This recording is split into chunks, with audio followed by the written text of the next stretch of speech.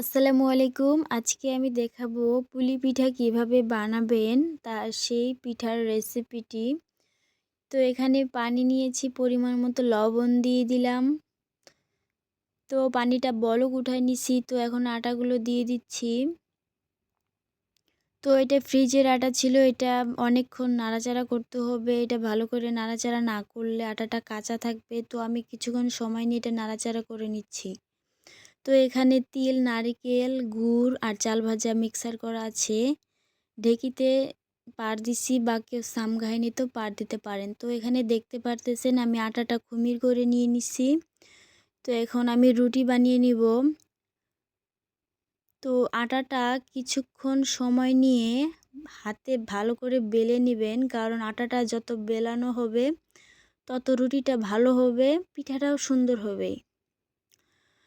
তো এখন আমি রুটি বানাবো। এই রুটির থেকে কিছু পরিমাণ একটু মোটা রাখবো, কারণ রুটিটা বেশি পাতলা পাতলা তো না, এটা একটু মোটা থাকতে হবে।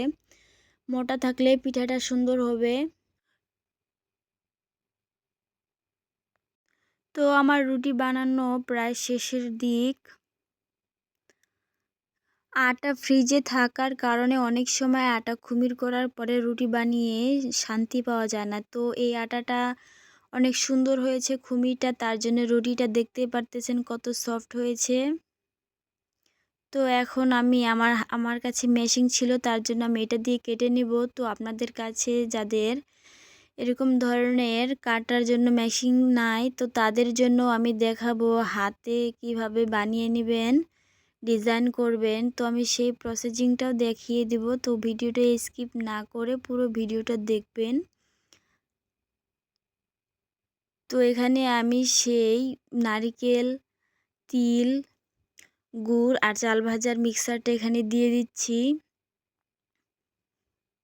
তো আপনারা কিন্তু এইভাবে গোস্ত পুলিও বানিয়ে খেতে পারেন, শুধু গোস্ত এর মধ্যে দিলেই, আর এইভাবে বানিয়ে খেলেই এটাকেই বলে গোস্ত পুলি।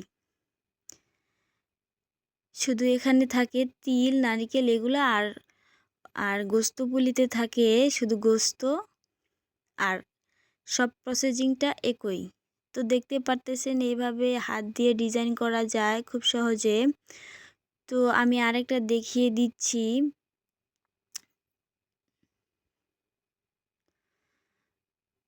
তো এইভাবে খুব সহজে আপনারা ডিজাইন করতে পারবেন, অল্প সময়ের মধ্যে অনেক পিঠা বানিয়ে নিতে পারবেন। তো আমার কাছে মেশিন ছিল, তার জন্য আমি মেশিন দিয়ে বানিয়েছি বেশিরভাগ পিঠা। আমি অনেকগুলো পিঠা বানাইছি, তো তার জন্য মেশিন দিয়ে বানিয়ে নিছি। তো এটা হাতে থাকা কাঁটা চামচ দিয়ে বানিয়ে নিতে পারেন, এটি আরেকটি ডিজাইন। এভাবেও থাকতে পারে, বা এখানে কেটে দিয়ে আরেকটা মডেল করতে পারেন। তো দেখতে পারতেছেন এটা আরো বেশি সুন্দর লাগতেছে। তো পিঠা পুলি হচ্ছে যত গুড় তত মিঠা, যত টাকা খরচ করা যাবে তত স্বাদের জিনিস খাওয়া যাবে। তো এবার ভাজার পালা। আমি কড়াইয়ের মধ্যে তেল গরম করার আগেই দিয়ে দিছি তেল। তো এখন পিঠাগুলো দিয়ে দিচ্ছি। তো পিঠাগুলো আমি লালচে কালার করব, তার জন্য জালটা কমাই দিছি। তো আমি এইভাবে কিছুক্ষণ ভেজে নিব। তো এখন আমি উল্টাই দিব। কালারটা যতক্ষণ না আসবে ততক্ষণ আমি ভাজতে থাকবো। তো আমার পিঠাটা প্রায় হয়েই গেছে। তো আমি এখন নামিয়ে নিচ্ছি। তো বেশি পুড়ে গেলে ভালো লাগবে না। খোদা হাফেজ।